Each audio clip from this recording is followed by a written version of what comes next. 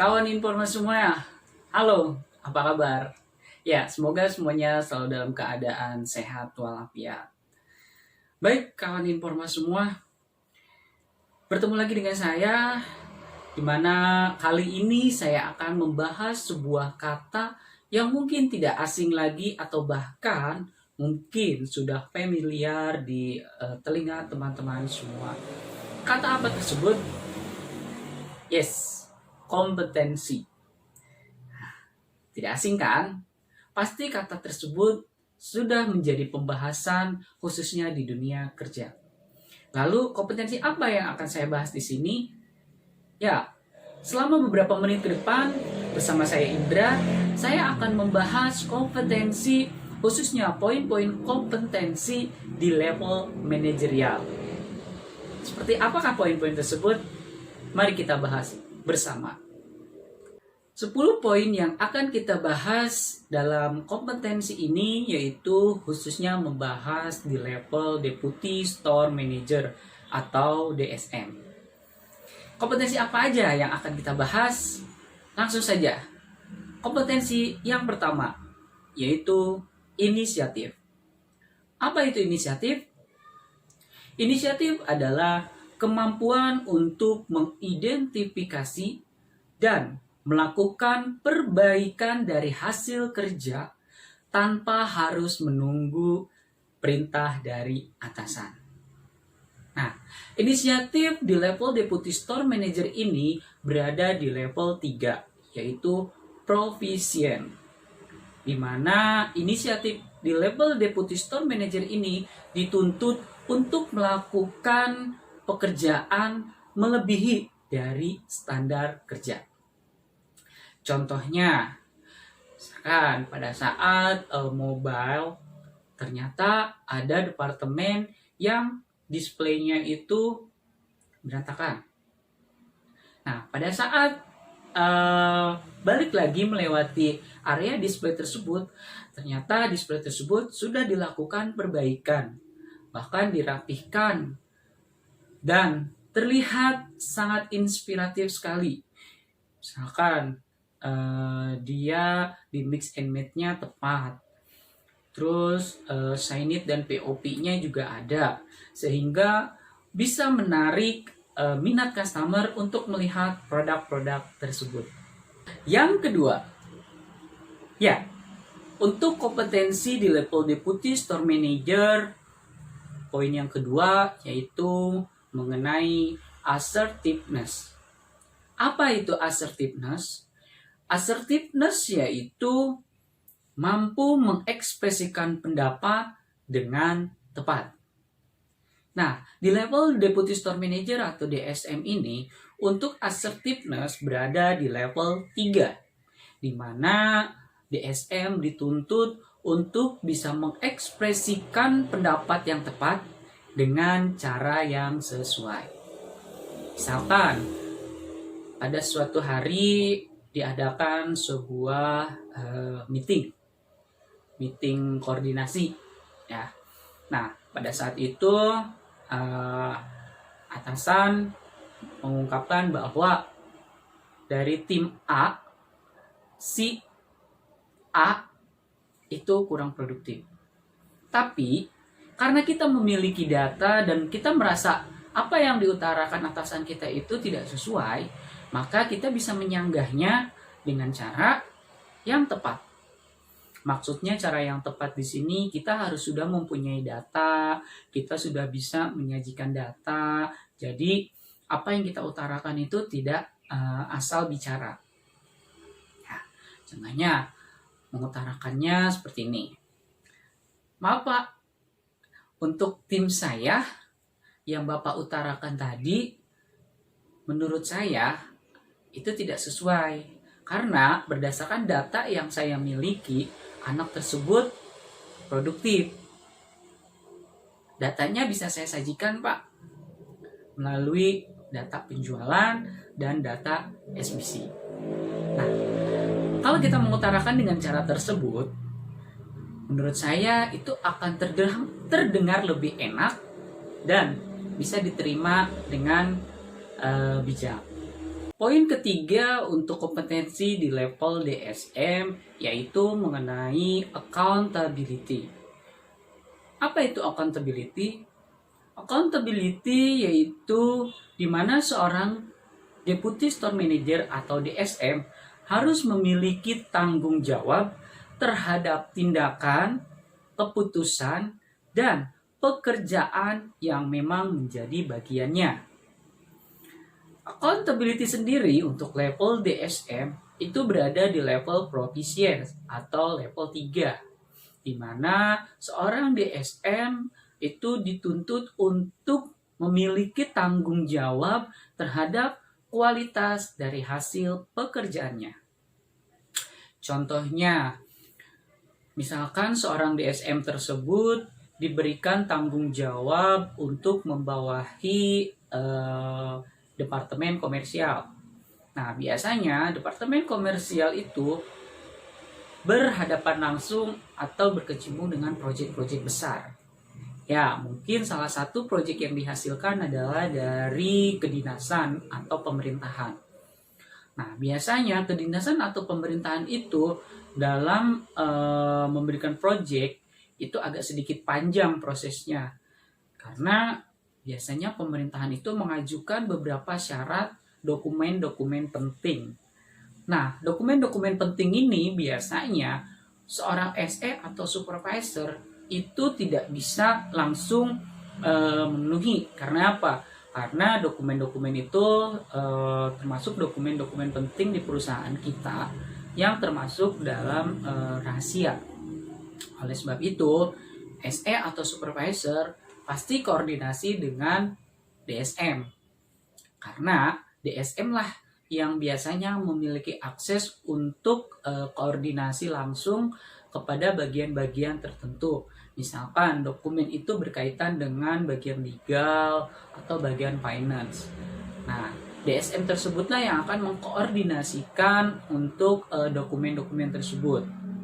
Nah, setelah DSM itu mendapatkan dokumen-dokumen tersebut dan dokumen tersebut diserahkan pada si SE atau SPP untuk diserahkan ke dinas atau pemerintahan yang sedang mengadakan proyek tersebut. Dan setelah diserahkan dokumennya, pemerintah atau dinas tersebut melakukan transaksi. Nah, itulah salah satu dari tanggung jawab seorang DSM dari kualitas hasil pekerjaannya. 4.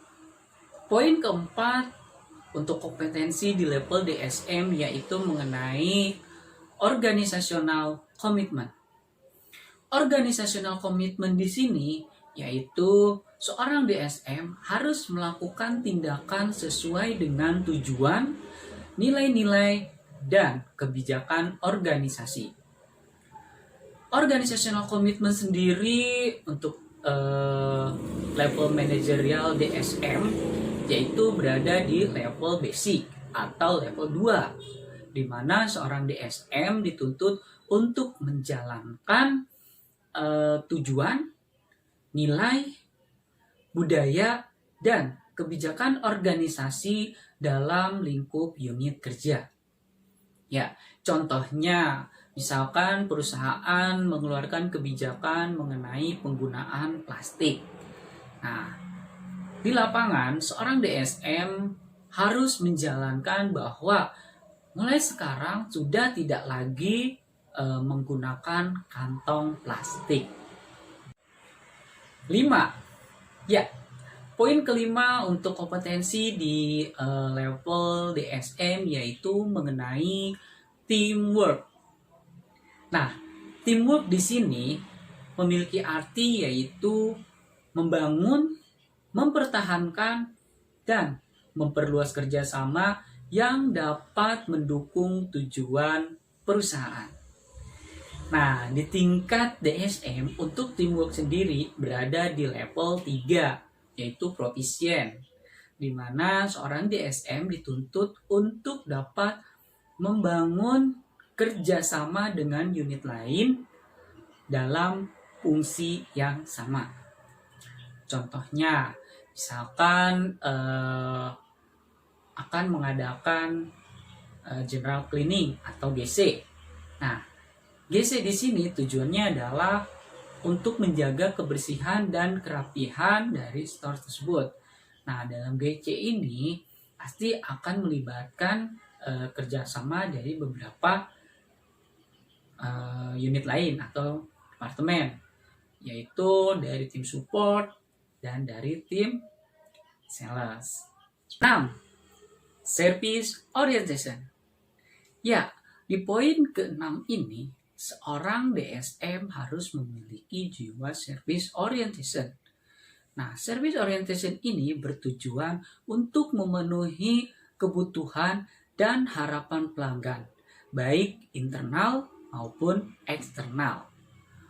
Nah, untuk service orientation di tingkat DSM itu berada di level 3 atau proficient, di mana seorang DSM dituntut untuk dapat memberikan pelayanan berdasarkan analisa kebutuhan pelanggan sesuai dengan lingkup kewenangannya. Contohnya, misalkan seorang SE akan melakukan transaksi. Nah, SE memiliki pelanggan eksternal, yaitu customer itu sendiri. Pada saat akan melakukan transaksi, dia akan dibantu oleh seorang kasir. Nah, kasir memiliki pelanggan di internal, yaitu seorang SE. Pada saat kasir akan melakukan transaksi, ternyata membutuhkan approval dari seorang manajer atau DSM. Nah, DSM berarti memiliki pelanggan atau customer internal, yaitu seorang kasir dan SE. 7. Continuous improvement. Ya, di poin ke-7 untuk kompetensi level DSM itu mengenai continuous improvement. Apa itu continuous improvement? Yaitu seorang DSM harus dapat melakukan tindakan perbaikan dan pencegahan atau antisipasi secara berkesinambungan baik dalam proses ataupun kondisi yang berlangsung dengan menggunakan metode yang efektif. Nah, continuous improvement sendiri di tingkat DSM itu berada di level 3 atau proficient, di mana seorang DSM itu dituntut untuk dapat melakukan perbaikan dan pencegahan dalam proses kerja. Contohnya, misalkan proses transaksi. Nah, agar menghindari antrian atau komplain yang panjang di kasir pada saat transaksi, maka sekarang seorang SE harus melakukan transaksi menggunakan MPOS. Jadi seorang DSM harus menginstruksikan kepada staff atau SE supaya transaksi menggunakan MPOS. 8. Problem solving. Ya, poin selanjutnya mengenai kompetensi yang harus dimiliki oleh seorang DSM, yaitu mengenai problem solving. Problem solving di sini yaitu memiliki fungsi untuk dapat menganalisa permasalahan secara sistematis dan logis untuk dapat merekomendasikan solusi. Ya, di tingkat DSM, problem solving berada di level 2 atau basic, di mana seorang DSM dituntut untuk dapat memberikan alternatif rekomendasi terhadap permasalahan yang muncul dalam lingkup pekerjaannya. Contohnya, misalkan ada pengiriman barang yang ternyata terpending. Nah, DC atau distribusi center atau gudang kita tidak menginformasikan kepada kita bahwa barang tersebut belum terkirim, sehingga customer komplain, dan biasanya customer pengen dikirim hari itu juga karena merasa bahwa barangnya harusnya dikirim dan customer tidak mau tahu. Nah, sebagai DSM yang bisa memberikan problem solving atau rekomendasi, yaitu dengan cara ganti bookingan atau DSR. DSR ganti bookingan ngambil barang dari toko, sehingga barang tersebut tetap bisa terkirim kepada customer dan permasalahan pengiriman pun bisa terselesaikan. Nah, setelah itu baru diselesaikan secara internal. Nah, dilihat mana akar permasalahannya. Oh, ternyata CDC emailnya hanya ke departemen terkait, sedangkan departemen terkait mungkin komputernya sedang diperbaiki, sehingga tidak bisa baca email tentang permasalahan barang tersebut. 9. Manage execution. Kompetisi yang ke-9 yang harus dimiliki oleh seorang DSM yaitu mengenai manage execution. Manage execution di sini memiliki arti yaitu mampu mengimplementasikan dari rencana kerja untuk mencapai tujuan yang telah ditetapkan. Nah, manage execution sendiri di tingkat DSM itu berada di level 3 atau proficient, di mana seorang DSM dituntut untuk dapat mengimplementasikan dan menjalankan dari tujuan yang telah disusun. Contohnya, misalkan seorang DSM itu diberikan tanggung jawab untuk membawahi tim komersial, di mana tim komersial ini memiliki target yang lumayan besar kontribusinya terhadap toko. Nah, agar dapat memenuhi rencana kerja atau rencana yang telah disusun, maka seorang DSM itu membagi strateginya. Misalkan si office supaya targetnya tercapai, karena dia memiliki target besar, otomatis harus ada transaksi project. Nah, untuk bisa mendapatkan transaksi project, dia harus melakukan canvassing sehingga bisa mendapatkan value dengan transaksi project. Nah, beda halnya dengan si tim CTC atau beauty. CTC bisa melakukan canvassing ataupun retailnya diperkuat dengan cara mungkin memperbaiki displaynya, mempercantik kondisi departemennya, sehingga target dari CTC, beauty, dan office pun bisa tercapai, sehingga tujuan dari perusahaan memberikan target yang lebih kepada si tim komersil itu bisa tercapai, dan kontribusi yang diberikan oleh tim komersil pun itu bisa tercapai terhadap toko, sehingga toko pun bisa mencapai hasil atau pencapaian di bulan tersebut. Ya, kita sampai kepada poin yang terakhir, yaitu poin ke-10, kompetensi yang harus dimiliki oleh seorang DSM. Nah, kompetensi yang terakhir untuk level DSM ini yaitu mengenai developing others. Developing others di sini yaitu mengenai bagaimana seorang DSM mampu mendorong pengembangan tim kerja. Nah, untuk level DSM sendiri, developing others berada di level 2 atau level basic, di mana seorang DSM dituntut untuk dapat merekomendasikan pengembangan tim yang selaras dengan pengembangan SDM yang ada di perusahaan. Contohnya, misalkan seorang DSM itu menginstruksikan kepada supervisor agar supervisor itu membagi PIC di komoditi departemen masing-masing.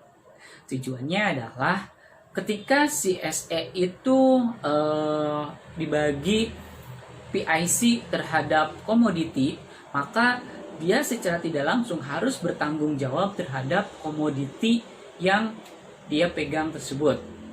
Sehingga pada saat dia memegang komoditi itu, dia akan menjalankan tanggung jawabnya sebagai leader atau memiliki jiwa ownership supaya komoditi yang dia pegang itu berjalan atau bisa berjualan atau bisa sesuai dengan apa yang diharapkan dari leadernya tersebut. Nah, demikian 10 kompetensi yang hari ini bisa saya sampaikan. Semoga apa yang sudah tadi saya sampaikan bisa bermanfaat buat kawan-kawan semuanya. Terima kasih, tetap semangat, tetap jaga kesehatan, dan semangat pagi! Alright.